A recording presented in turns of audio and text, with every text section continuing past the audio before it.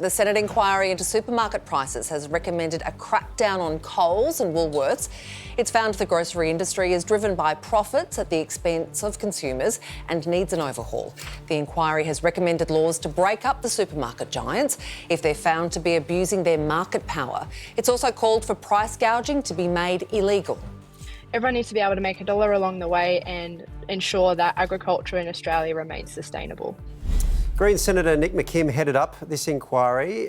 Senator, it's quite the foray, this. Let's start with the recommendation from the report of forcibly breaking up supermarkets that engage in anti-competitive behaviour. How exactly? What would that look like?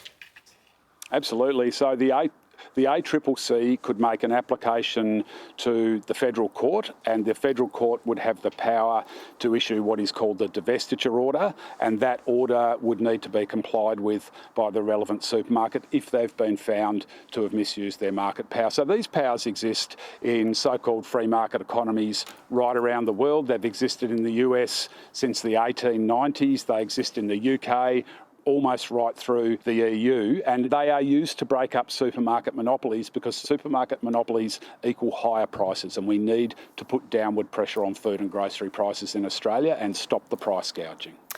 You were really leading the charge on this. What was the most outrageous thing that this inquiry found? Look, we had heart-rending evidence from single mothers who are having to skip meals to feed their kids, from folks that had to dumpster dive to put food on the table, from farmers who genuinely believed that they were being ruthlessly exploited by the supermarket duopoly. But at the end of the day, it was the behaviour of the CEO of Woolworths, Mr Banducci, refusing to answer a really basic question about the profits that his company makes. And the reason that the profits of Coles and Woolworths are so relevant to this issue is because every dollar of the $1 billion plus profits they make every year, and for that matter, every dollar of the $8 million plus salary and remuneration package that Mr Banducci makes, they all come out of the pockets of Australian shoppers. That's why it was relevant, and it was a big up yours to the shoppers of Australia and the people of Australia. So the other big recommendation for the committee is to make price gouging illegal. How do you define this? When is a price gouged?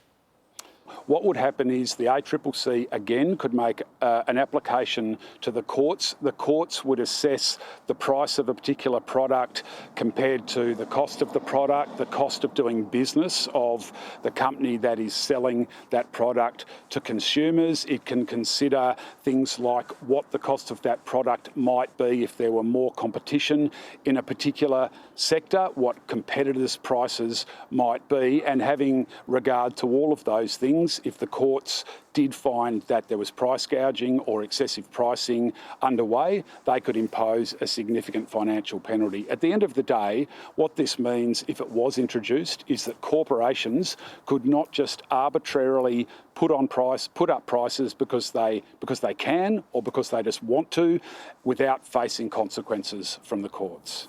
Senator McKim, we know you care about this because you joined us in your T-shirt. So wherever you are, you've been ready to go. You're ready to spring into action. Thank you very much for your time and for your dress. Absolutely. Thanks for having me.